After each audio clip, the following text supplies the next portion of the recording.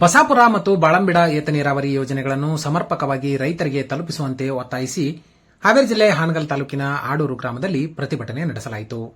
JDS taluk ಘಟಕದ ನೇತೃತ್ವದಲ್ಲಿ ನಡೆದ ಪ್ರತಿಭಟನೆಯಲ್ಲಿ ಭಾಗವಹಿಸಿದ ವಿವಿಧ ರೈತಪರ ಸಂಘಟನೆಗಳು ಹಾಗೂ ರೈತರು ಏತ ನೀರಾವರಿ ಯೋಜನೆಗಳನ್ನು ರೈತರಿಗೆ ತಲುಪಿಸುವಂತೆ ಒತ್ತಾಯಿಸಿದರು.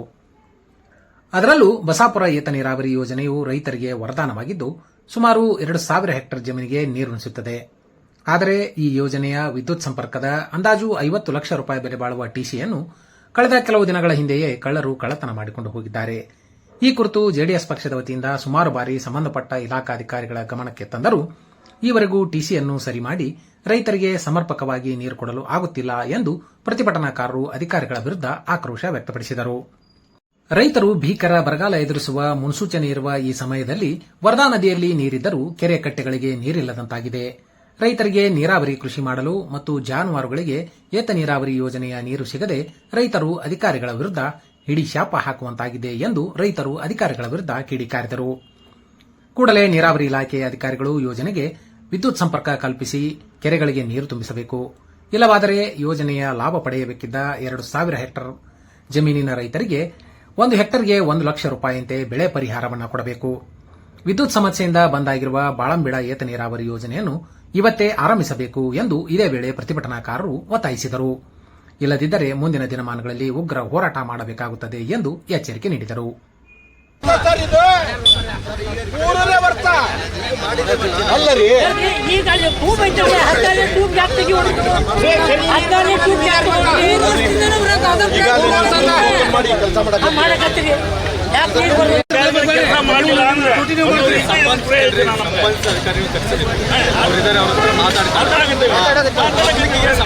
ಸರ್ ನೋಡಿ, ಕರ್ನಾಟಕ ರಾಜ್ಯದಲ್ಲಿ ನಮ್ಮ ರಾಜ್ಯದ ಉಪಮುಖ್ಯಮಂತ್ರಿಯಾಗಿರ್ತಕ್ಕಂಥ ಅವರು 14 ಜಿಲ್ಲೆಗಳನ್ನ ಬರಪೀಡಿತ ತಾಲೂಕು ಅಂತೇಳಿ ಘೋಷಣೆ ಮಾಡಬೇಕು ಅಂತೇಳಿ ಪ್ರೆಸ್ ಸ್ಟೇಟ್ಮೆಂಟ್ ಕೊಟ್ಟಿರ್ತಕ್ಕಂಥದ್ದಿದೆ. ಅದರಲ್ಲಿ ನಮ್ಮ ಹಾವೇರಿ ಕೂಡ ಇದೆ ಸರ್. ಆದರೆ ನಮ್ಮ ಹಾವೇರಿ ಜಿಲ್ಲೆ ಹಾನಗಲ್ ತಾಲೂಕಿನಲ್ಲಿ ಸನ್ಮಾನ್ಯ ದಿವಂಗತ ಉದಾಸಿ ಸಾಹೇಬರು ನಮ್ಮ ರೈತರಿಗೆ ಅನುಕೂಲ ಆಗಲಿ ಅಂತೇಳಿ ಧೀಮಂತ ಯೋಜನೆಗಳಾಗಿರ್ತಕ್ಕಂಥ ಬಸಾಪುರ ಏತ ನೀರಾವರಿ, ಬಾಳಂಬಿಡ ಏತ ನೀರಾವರಿಗಳನ್ನ ನಮ್ಮ ಜನಕ್ಕೆ ಕೊಟ್ಟಿರ್ತಕ್ಕಂಥದ್ದಿದೆ. ಸರ್, ಬಸಾಪುರ ಏತ ನೀರಾವರಿ 2,000 ಹೆಕ್ಟೇರ್ ಜಮೀನಿಗೆ ಉಪಯೋಗ ಆಗ್ತಕ್ಕಂಥ ಯೋಜನೆ. ಆ ಯೋಜನೆಯಲ್ಲಿರ್ತಕ್ಕಂಥ ಒಂದು ಎಲೆಕ್ಟ್ರಿಕ್ ಟಿಸಿಯನ್ನೇ ಕಳುವು ಮಾಡ್ಕೊಂಡು ಹೋಗಿರ್ತಕ್ಕಂಥದ್ದು ನಮ್ಮ ಒಂದು ಇತಿಹಾಸದಲ್ಲಿ ಇದು ದೊಡ್ಡ ನಮ್ಮ ತಾಲೂಕಿನ ಆಡಳಿತದ ಒಂದು ದುರ್ವ್ಯವಸ್ಥೆ ಅಂತಕ್ಕಂಥದ್ದನ್ನ ಹೇಳಲಿಕ್ಕೆ ಬಯಸ್ತೇನೆ. ಟಿಸಿ ಕಳುವಾಗಿ ಸುಮಾರು 2.5 3 ತಿಂಗಳಾದ್ರೂ ಕೂಡ ಆ ಟಿಸಿಯನ್ನ ಹುಡುಕಿ ತರಕ್ ಸಾಧ್ಯ ಇಲ್ಲ. ಆ ಟಿಸಿಯನ್ನ ರೆಡಿ ಮಾಡಿ ತುಂಬಿ ಹರಿತಕ್ಕಂಥ ನದಿಯ ನೀರನ್ನ ರೈತರ ಕೆರೆಗಳಿಗೆ ಬಿಟ್ಟು ನಮ್ಮ ರೈತ ಕೆಲಸಗಳನ್ನ ಮಾಡ್ಲಿಕ್ಕೆ ಅನುಕೂಲ ಮಾಡಿ ಕೊಡ್ತಾ ಇಲ್ಲ. ಅದೇ ರೀತಿಯಾಗಿ 492 ಕೋಟಿ ರೂಪಾಯಿ ಯೋಜನೆಯ ಬಾಳಂಬಿಡ ಏತ ನೀರಾವರಿ ಯೋಜನೆ ಸ್ಟಾರ್ಟ್ ಆಗಿ 3 ವರ್ಷ ಆಯ್ತು. 3 ವರ್ಷ ಆದ್ರೂ ಕೂಡ ಪಕ್ಕದಲ್ಲಿ ಬಾಳಂಬಿಡದಿಂದ ಆಡೂರು ಸುಮಾರು ಬಾಳ ಅಂದ್ರೆ 2.5 3 ಕಿಲೋಮೀಟರ್ ದೂರ ಇದೆ. ಆ ಕೆರೆಗೆ ಒಂದು ದಿನನೂ ಕೂಡ ಒಂದು ಚಿಪ್ ನೀರು ಬಂದು ಆಡೂರು ಕೆರೆಗೆ ನೀರು ಮುಟ್ಟಿಲ್ಲ. ಹಾಗಾಗಿ ನಾವು ನಮ್ಮ ಹಾನಗಲ್ ತಾಲೂಕಿನ ಸಮಸ್ತ ರೈತರಿಗೆ ಅನ್ಯಾಯವಾಗಿದೆ. ಆ ವಿಚಾರವಾಗಿ ನನ್ನ ಜೆಡಿಎಸ್ ಪಕ್ಷದ ವತಿಯಿಂದ ನಾನಿಂದು ನನ್ನ ಸಮಸ್ತ ರೈತರು, ನನ್ನ ರೈತ ನಾಯಕರ ಜೊತೆಗೆ ಎಲ್ಲ ನನ್ನ ಅಣ್ಣ ತಮ್ಮಂದಿರ ಜೊತೆಗೆ ಉಗ್ರವಾದ ಹೋರಾಟವನ್ನು ಮಾಡಿ ನನ್ನ ಹಾನಗಲ್ ತಾಲೂಕಿನ ಸಮಸ್ತ ಜನತೆಗೆ ನೀರಾವರಿ ಯೋಜನೆ ಸಮರ್ಪಕವಾಗಿ ಸಿಗಬೇಕು ಅಂತಕ್ಕಂಥ ಉದ್ದೇಶದಿಂದ ನಾವಿಂದು ರಸ್ತೆ ತಡೆಯನ್ನು ಮಾಡಿ ನನ್ನ ಸಂಬಂಧಪಟ್ಟ ಇಲಾಖಾ ಅಧಿಕಾರಿಗಳನ್ನು ಕರೆಸಿ ಅವರು ಈ ವಿಚಾರವಾಗಿ ಏನು ಉತ್ತರ ಕೊಡ್ತಾರೆ ಅಂತಕ್ಕಂಥ ನಿರೀಕ್ಷಣೆಯಲ್ಲಿದ್ದೇವೆ. ಆದರೆ ಅವರು ಯಾವುದೇ ಕಾರಣಕ್ಕೂ ಅವರ ಹಾರಿಕೆ ಉತ್ತರವನ್ನ ನಾವಂತೂ ಪಡೆಯಲ್ಲ. ಯಾವುದೇ ಕಾರಣಕ್ಕೂ ಅವರು ಅತಿ ಶೀಘ್ರದಲ್ಲಿ ಈ ಯೋಜನೆಗಳನ್ನು ಪ್ರಾರಂಭ ಮಾಡಿ ನಮ್ಮ ರೈತರಿಗೆ ನೀರು ತುಂಬತಕ್ಕಂಥ ಕೆಲಸವನ್ನು ಮಾಡಬೇಕು ಅಂತಕ್ಕಂಥದ್ದು ನಮ್ಮ ಜೆಡಿಎಸ್ ಪಕ್ಷದ ಹಕ್ಕೊತ್ತಾಯ ಆಗಿದೆ. ಹಾನಗಲ್ ತಾಲೂಕಿನಲ್ಲಿ ನೀರಾವರಿ ಅಧಿಕಾರಿಗಳ ನಿರ್ಲಕ್ಷ್ಯ ಹೆಚ್ಚಾಗಿದೆ. ಹೊಳೆ ಬಂದು ಒಂದೂವರೆ ತಿಂಗಳಾದರೂ ಸಮರ್ಪಕವಾಗಿ ಏತ ನೀರಾವರಿ ಮುಖಾಂತರ ಕೆರೆಗಳಿಗೆ ನೀರು ಹರಿಸ್ತಾ ಇಲ್ಲ. ಈ ಅನೇಕ ಬಾರಿ ನಾವು ಮನವಿ ಕೊಟ್ವಿ, 2-3 ಸಲ ಮೀಟಿಂಗ್ ಮಾಡಿದ್ರೆ ಸಹಿತ ನಾಳೆ ಸೋಮವಾರದೊಳಗೆ ತುಂಬ್ತಾವು ಅಂತಾರ. ಸೋಮವಾರದೊಳಗೆ ತುಂಬಕ್ಕೆ ಹೋದ್ರೆ ಯಾವ ಕೆರೆಗೆ ನೀರು ಬಂದಿರಲ್ಲ. ಈ ಆಡೂರಲ್ಲಿ ಇದು ದೊಡ್ಡ ಕೆರೆ ಇದ್ದು ಕೆರೆಗೂ ಇಲ್ಲಿ ಮಟ್ಟ 1 ತಿಂಗಳಾದ್ರೂ ನೀರು ಬಂದಿಲ್ಲ. ಅಧಿಕಾರಿಗಳಿಗೆ ಅದರದ್ದು ಬೇಜವಾಬ್ದಾರಿತನ ಹೆಚ್ಚೈತಿ. ಈ ಸರಿಯಾಗಿ ಅಧಿಕಾರಿಗಳು ತಮ್ಮ ಕಾರ್ಯನಿರ್ವಹಿಸಿದ್ರೆ ಈ ರೈತರಿಗೆ ಕಷ್ಟ ಆಗ್ತಾ ಇಲ್ಲ. ಈಗ ಬರಗಾಲ ಆಗಿದೆ. ಹಾವೇರಿ ಜಿಲ್ಲೆಯಲ್ಲಿ ಸಂಪೂರ್ಣ ಬರಗಾಲ ಇದ್ದು ಈ ಕೆರೆ ಕಟ್ಟೆಗಳಿಗೆ ನೀರು ಬಂದ್ರೆ ರೈತರಿಗೆ ಎಷ್ಟು ಅನುಕೂಲ ಆಗ್ತೈತಿ. ಆದಷ್ಟು ಬೇಗನೆ ಈ ಕಡೆಗೆ ಅಧಿಕಾರಿಗಳು ಎಚ್ಚೆತ್ತು ನೀರನ್ನು ಹರಿಸುವ ಕೆಲಸ ಮಾಡಬೇಕಂತ ಹೇಳಿ ತಮ್ಮಲ್ಲಿ ವಿನಂತಿ ಮಾಡ್ತಾ ಇದ್ದೀನಿ. ಇನ್ನೊಂದು, ಈ ಧರ್ಮಾ ನದಿಗಳಿಗೆ ಸರಿಯಾದ ಪ್ರಮಾಣದಲ್ಲಿ ಅಣೆಕಟ್ಟನ್ನು ಕಟ್ಟಿ ಹಿಂದೆ ಉದಾಸಿಯವರು ಮಾಡಿದ್ದಾರ. ಅವನ್ನ ಸರಿಯಾಗಿ ಚೆಕ್ ಡ್ಯಾಮ್ ಮುಖಾಂತರ ರೈತರಿಗೆ ನೀರು ಸ್ಟಾಕ್ ಮಾಡಿ ಜನವರಿ ಫೆಬ್ರವರಿ ಒಳಗೆ ಮಠ ನೀರು ಸಿಗಂಗ ಅನುಕೂಲ ಮಾಡ್ಬೇಕಂತ ಹೇಳಿ ತಮ್ಮ ಮುಖಾಂತರ ತಿಳಿಸ್ತಾ ಇದ್ದೀನಿ. ಅಲ್ಲಿ ರೈತರ ಒಂದು ಕಷ್ಟವನ್ನು ಅರಿತು ಎಲ್ಲ ರೈತರು ಒಗ್ಗಟ್ಟಾಗಿ ಪಕ್ಕದಲ್ಲಿ ವರದಾ ನದಿ ಮತ್ತು ಧರ್ಮಾ ನದಿಗಳು ಎರಡೂ ಇದ್ದರೂ ಮಧ್ಯದೊಳಗಿರ್ತಕ್ಕಂಥ ಎಲ್ಲ ಗ್ರಾಮದ ಕೆರೆ ಕಟ್ಟೆಗಳು ಇನ್ನೂ ಖಾಲಿಯಾಗಿದ್ದಾವೆ.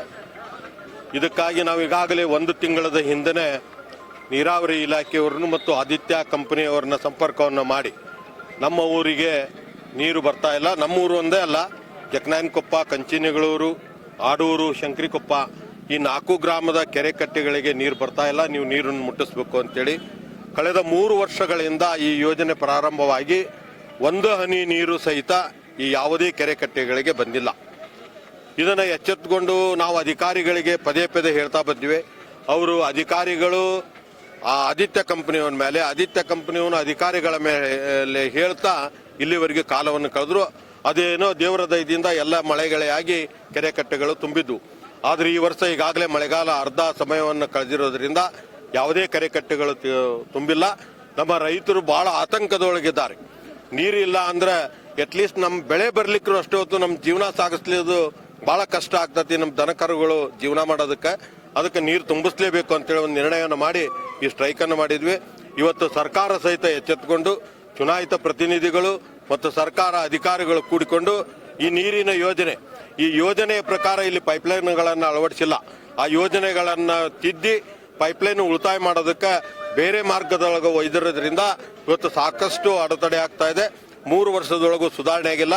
ಇದನ್ನು ತ್ವರಿತಗತಿಯಿಂದ ಮಾಡದೇ ಇದ್ದರೆ 2 ದಿನದೊಳಗೆ ಮತ್ತು ಇನ್ನೂ ಒಂದು ಏನು ಅಂದರೆ ಧರ್ಮಾ ಕಾಲುವೆಯ 16ನೇ ತೂಬಿನೊಳಗೆ ಒಂದು ಪೈಪ್ಲೈನ್ ಅನ್ನ, ದೊಡ್ಡ ಪೈಪ್ಲೈನ್ ಅನ್ನ ತೂಬಿಗೆ ಇಡಿಸಲಾಗಿದೆ. ಅದನ್ನು ಬಿಟ್ಟರೆ ನಾವು 4 ಹಳ್ಳಿಯ ರೈತರಿಗೆ ಕೆರೆ ಕಟ್ಟೆ ತುಂಬಲಿಕ್ಕೆ ಅನುಕೂಲ ಆಗ್ತದೆ. ಅದನ್ನೂ ಮಾಡಿಕೊಡ್ಬೇಕಂತ ಈಗಾಗಲೇ ನಾವು ಅಧಿಕಾರಿಗಳಿಗೆ 15 ದಿನದಿಂದ ಹೇಳೇವಿ. ಅವ್ರು ಯಾರೂ ಅದನ್ನ ಗಣನೆಗೆ ತೆಗೆದುಕೊಳ್ಳದೆ ಈ ರೈತರನ್ನ ಸಂಕಷ್ಟಕ್ಕೆ ತಂದಿದ್ದಾರೆ. ಇದ್ರ ಮುಂದೆ ಏನಾದರೂ ಹಾನಿಗಳಾದರೆ ನೀರಾವರಿ ಇಲಾಖೆ ಮತ್ತು ಆದಿತ್ಯ ಕಂಪನಿಯವನ ಹೊಣೆಗಾರರಾಗ್ತಾರಂತ ಈ ಸಂದರ್ಭದೊಳಗೆ ಹೇಳಿ ನಮ್ಮ ರೈತರು ಈಗಾಗಲೇ ಅಧಿಕಾರಿಗಳು ನಮಗೆ ಭರವಸೆಯನ್ನು ಕೊಟ್ಟಿದ್ದಾರೆ. ಇವತ್ತು ಸಂಜೆ ಒಳಗಾಗಿ ನಾವು ಕೆರೆಗೆ ನೀರು ಮುಟ್ಟಿಸ್ತೇವೆ, ನಾಳೆ ಅದೇನಾರಾದ್ರೂ ತೂಬಿನಿಂದ ನೀರು ಬಿಡ್ತವೆ ಅಂತೇಳಿ ಅದಕ್ಕೆ ನಾವು ಈಗಾಗಲೇ ರೈತರಿಗೆ ಕನ್ವಿನ್ಸ್ ಮಾಡಿ ನಾಳಿಂದ ಆಗಲಿಲ್ಲ ಅಂದ್ರೆ ಮತ್ತೆ ನಾವು ಉಗ್ರ ಹೋರಾಟವನ್ನು ಮಾಡ್ತಾ ಇದ್ದೀವಿ.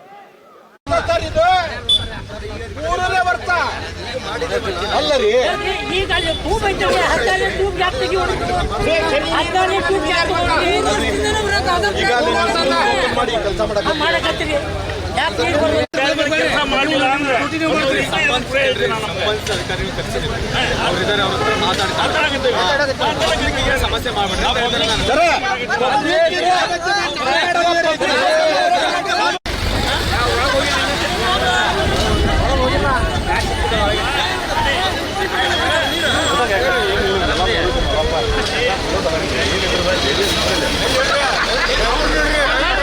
ಈ ಕಡೆ ಬರ್ರಿ, ಇವರೇ ಯಜಮಾನ್ರೆ, ಈ ಕಡೆ ಬರ್ರಿ.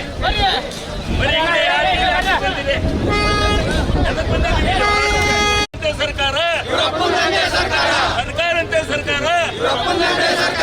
ಎಲ್ಲಿವರೆಗೆ ಹೋರಾಟ? ಬೇಕೇ ಬೇಕು, ಬೇಕೇ ಬೇಕು, ಬೇಕೇ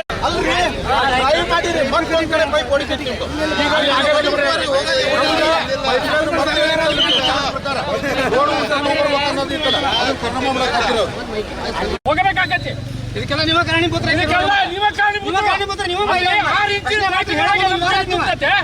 ಮುಖ್ಯ ಕಾರಣೀಕರ್ತ ನಿಮ್ಮನ್ನ ಡಿಪೆಂಡ್ ಮಾಡೋದು. ತಾಲೂಕಿನ ಹಿರಿಯತನ ಮಾಡೋರು ಇದನ್ನ ಕರೆ ರೂಪಕ್ಕೆ ತಗೊಳ್ಳಿಲ್ಲ ಅಂದ್ರೆ ಪ್ರತಿಭಟನೆ ಜೋರ್ ಮಾಡ್ಬೇಕಾಗತ್ತೆ.